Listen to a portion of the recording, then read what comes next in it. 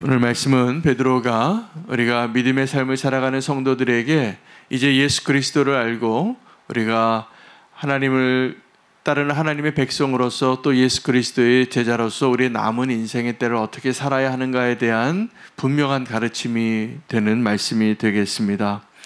여러분, 성도에게 있어서 우리가 예수 그리스도를 믿고 우리의 지난 날들이 어떠한 것인 것과 우리의 미래가 어떠한 날인 것, 어떠한 모습이 될 것인가에 대한 믿음이 필요합니다. 그 믿음이 오늘을 어떻게 정말 주님이 기뻐하시는 성도의 삶을 살아갈 수 있는가를 결정하기 때문에 그렇습니다. 오늘 4장 1절에 보면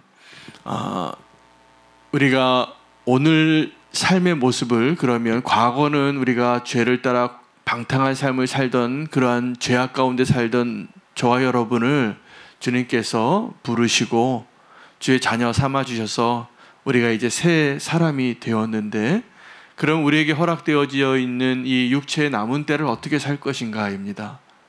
그 육체의 남은 때를 어떻게 살 것인가를 온전한 이 믿음의 근거가 없으면 우리는 예수 믿다가도 또 곁눈질하고 또 과거에 지었던 그 죄의 모습으로 다시 미끄러지고 정말 우리가 원치 않는 모습으로 안타까운 모습이 될 가능성이 아주 높습니다. 그래서 우리가 정말 예수 그리스도를 믿는다면 우리의 육체의 남은 때를 어떻게 살 것인가에 대한 오늘 말씀이 너무 소중합니다. 여러분, 과거의 모습으로 다시 돌아가고 싶지 않잖아요.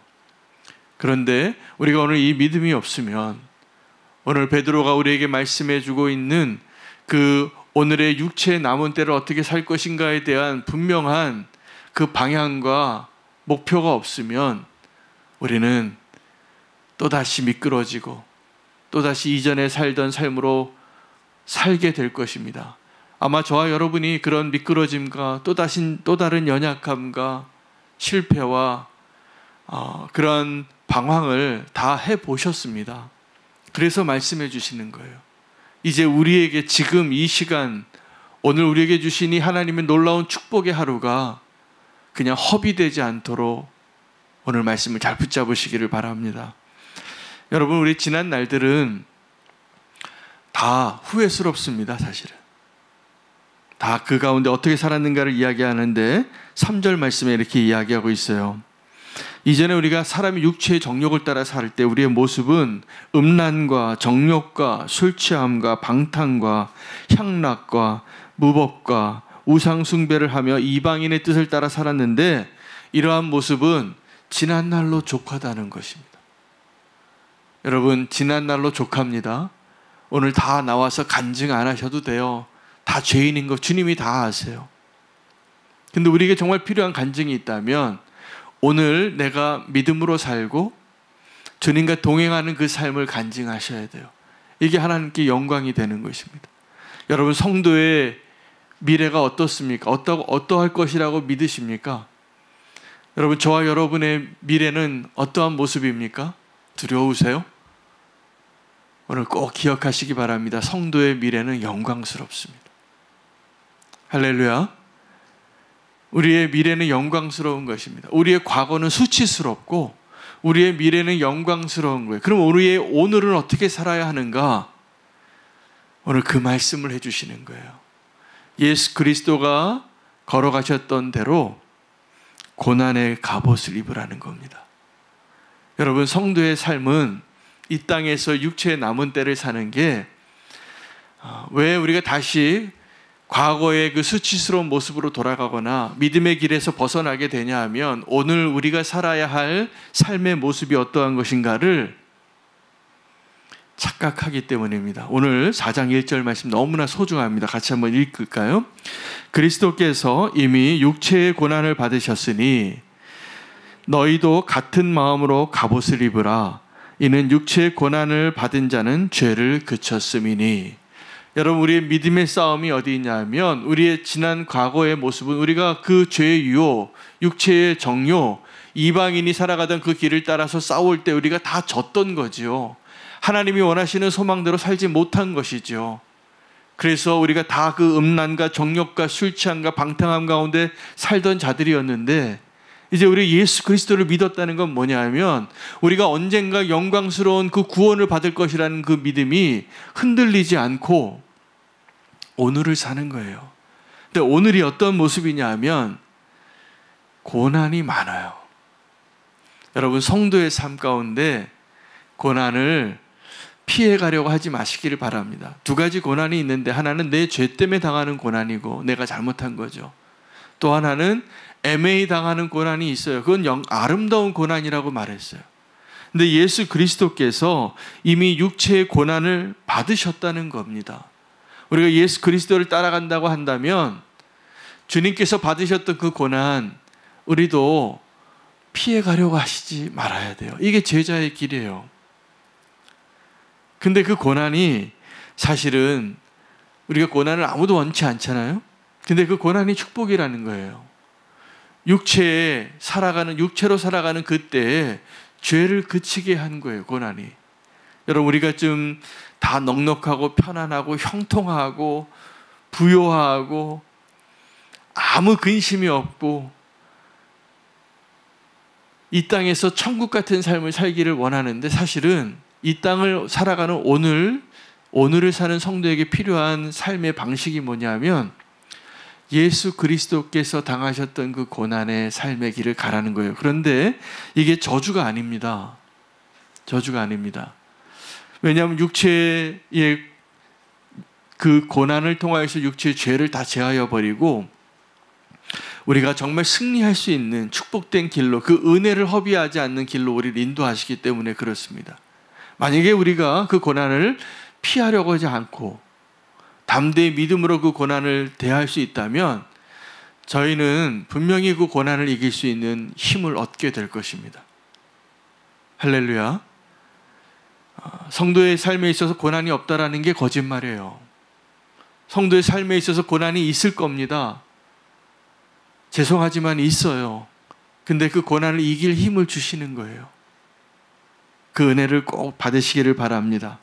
여러분, 예수 그리스도께서 육체의 때를 사실 때 그 고난을 당하셨는데 그러면 예수님은 그 고난을 당하실 때 어떠한 마음으로 그 고난을 당하셨을까요? 예수님이 당하신 그 고난. 예수님은요, 하나님이시니까 육체의 그 시간을 사실 때에도 죄가 없으시고 완벽하시니까 완벽하게 그 고난을 감당하신 것처럼 사시지 않으셨어요. 여러분, 겟세마네의 기도 드리실 때 예수님의 모습이 어떻게 보이시던가요? 정말 연약한 저와 여러분의 모습과 똑같습니다. 그 고난을 당하셨는데 그 고난을 피하고 싶으셨던 거예요. 예수님도. 그래서 여러분, 만약에 우리가 어떤 고난을 앞에 두고 있을 때 그 고난을 피하고 싶은 마음이 드는 것은 잘못된 게 아닙니다. 너무나 당연한 거예요. 우리의 본성이. 우리는 더 안전하고 싶고 우리는 더 평안하고 싶고 모든 것을 다 피하고 싶어요, 사실은. 예수님도 그러셨어요. 근데 중요한 것은 그 고난을 피하지 않으셨다는 거예요. 피하고 싶었지만. 이게 믿음이에요. 믿음이에요. 그리고 예수님이 고난을 진짜 당하실 때에는 우리가 상상할 수 없는 하나님의 저주를 받으시는 그 자리가 십자가의 자리이셨는데 사랑으로 넉넉히 이기셨습니다.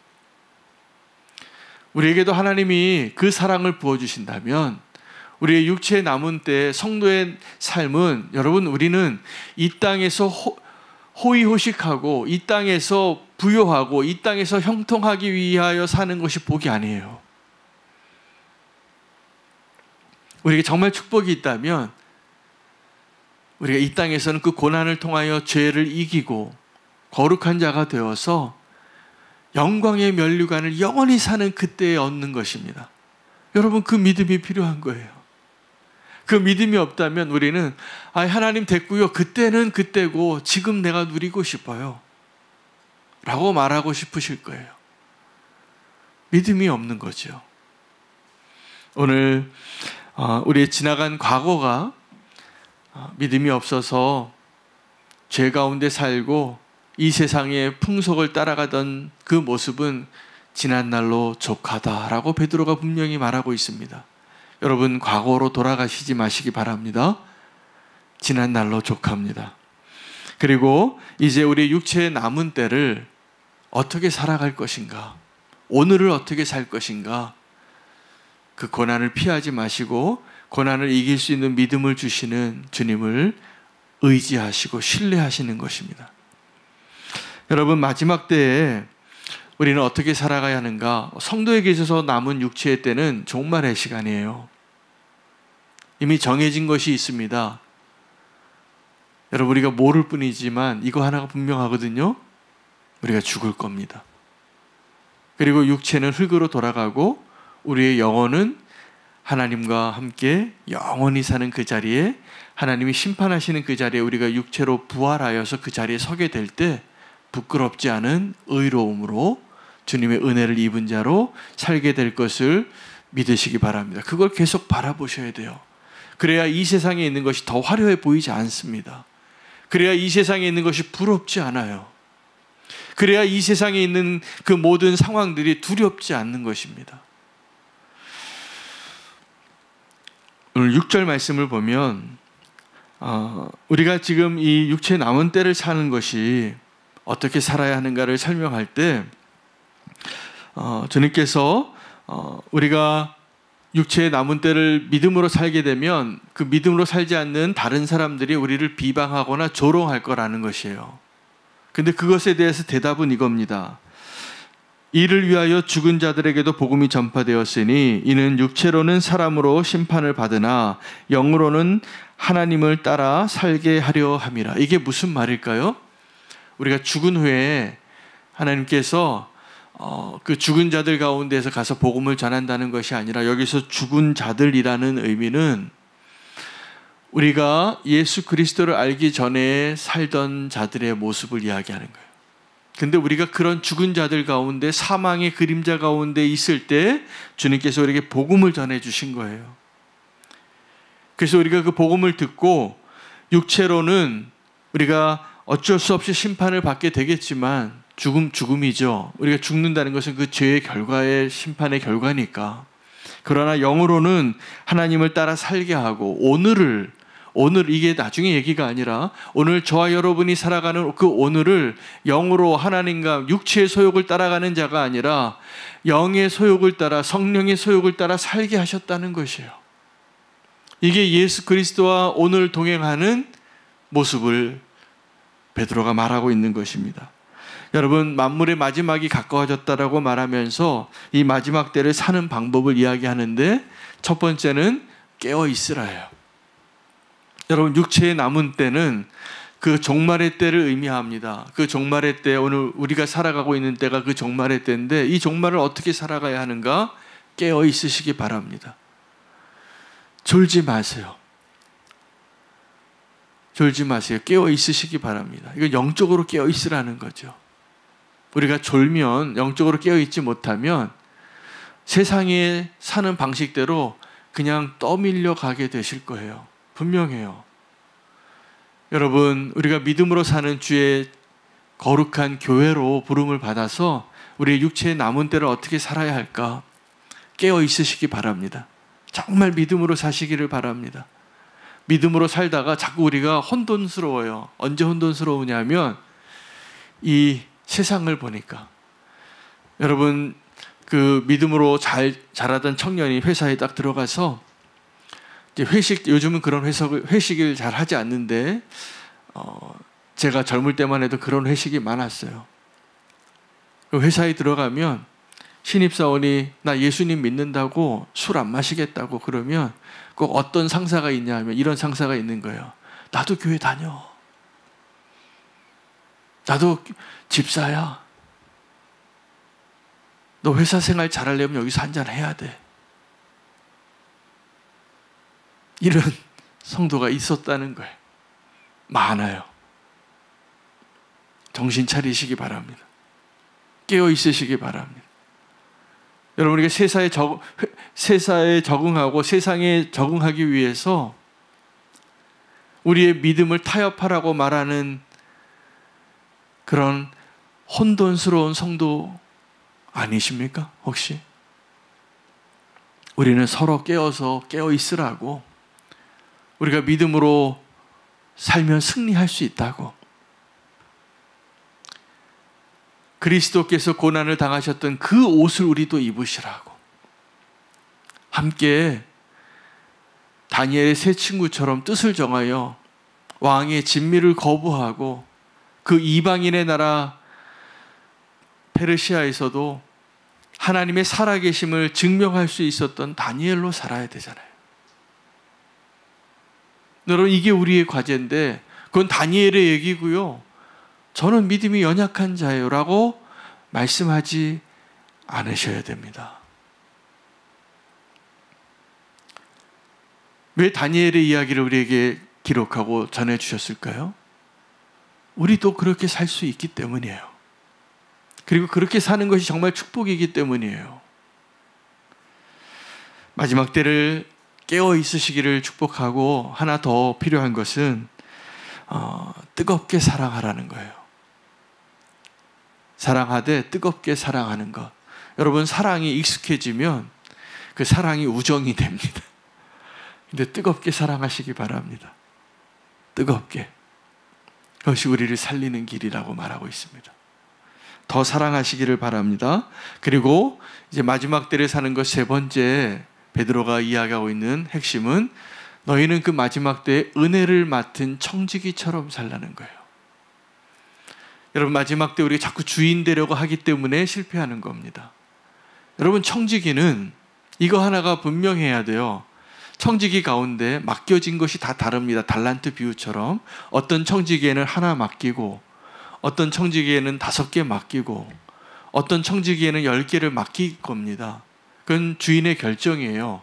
그 사람의 인생의 그릇이기도 하고 인격의 그릇일 수도 있어요. 받은 은혜의 차이일 수도 있고. 근데 이거 하나가 중요해요. 이게 제일 중요한 거예요. 우리는 자꾸 청지기로 살아가면서 누구 그릇이 더 큰가를 가지고 금수저, 은수저, 흙수저를 가지고 분통해하고 억울해하고 자랑하기도 하고 교만하기도 하는데 그 아무것도 상관이 없어요. 중요한 것은 청지기에게 있어서 가장 중요한 핵심은 내가 주인이 아니라는 사실이에요. 이게 가장 중요한 거예요. 근데 우리는 자꾸 그릇 크기를 따져요. 그리고 좀 더 큰 그릇 맡은 청지기는 자기가 정말 왕이라도 된 것처럼 착각합니다. 여러분, 그렇지 않습니다. 작은 것으로서도 얼마든지 충성할 수 있어요. 작은 것으로도. 근데 그 충성하려면 딱 한 가지가 필요한데, 내가 주인이 아니구나. 내가 청지기구나. 청지기는 주인의 것을 내 것처럼 관리하고 사용하고 또 쓰라고 맡겨주신 것이 있는 거예요. 착각합니다, 이게. 내가 주인이 된 것처럼. 근데 정말 선한 청지기는 요셉과 같은 사람이에요. 그는 가는 곳마다 하나님이 형통케 해주셨는데 그가 진짜 청지기였기 때문에 형통한 삶을 주신 거예요. 요셉의 인생을 2가지로 요약한다면, 하나는 꿈꾸는 인생이었고 그는 늘 청지기였어요. 어딜 가든지, 감옥에 가든지 아니면 총독이 되었든지 그는 늘 청지기였어요. 자기가 할 수 있는 것과 할 수 없는 것이 분명해요. 그 주인의 부인이 유혹하는데 분명하게 대답하죠. 그의 믿음이 거기에 나오는 거예요. 주인이 내게 다 맡겼는데 딱 한 가지만 예외였다. 당신은 내가 건들 수 없는 사람이다. 날 유혹하지 말라. 이게 청지기예요. 다 할 수 있지만, 여러분, 바로가 요셉을 축복할 때 뭐라고 축복하냐면, 내가 너보다 나은 것은 이 자리밖에 없다. 너는 정말 하나님의 영이 충만한 사람인 것으로 보인다. 그러면 그 충만한 청지기를 하나님도 세상도 알아보고 축복하게 돼 있어요. 청지기로 마지막 때를 사시기를 바랍니다. 주인 바꾸지 마시기 바랍니다. 미성숙한 사람들이 가장 쉽게 착각하는 게 자꾸 자기가 주인인 줄 알아요. 주인인 줄 알아요. 여러분, 그 착각을 빨리 버리시기를 바랍니다. 선한 청지기로 내 인생도 내 소유도 다 내 게 아니에요. 하나님이 얼만큼 쓰시느냐는 내가 진짜 청지기인가 아닌가에 달려 있습니다. 선한 청지기로 남은 때를 사시기를 바랍니다. 육체의 남은 때를 사는 법, 또 마지막 종말의 때를 사는 법, 성도에 있어서의 그 각오와 미래를 기억하시고 오늘을 우리는 어떻게 그 고난을 극복할 수 있는 담대한 믿음으로 살 수 있을까를 말씀해 주신 소중한 말씀이 되겠습니다. 오늘을 그렇게 사시기를 축복합니다. 오늘 말씀 붙잡고 사시고 또 중보기도 하겠습니다. 오늘